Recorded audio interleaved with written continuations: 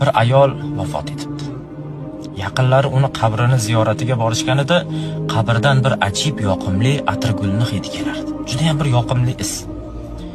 Boyagi odamlar bundan ta'sirlanib erini huzuriga borib, "Ey falonchi, ayoling qanday yashaganida uni qabridan juda bir shirin hid kelyapti-ya."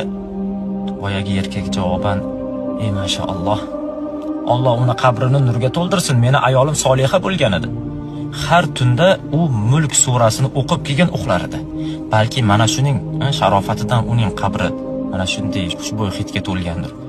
Meni ayolim Mulk surasini o'qib yotar edi" degan gaplarni aytgan ekanda. Nima demoqchimiz?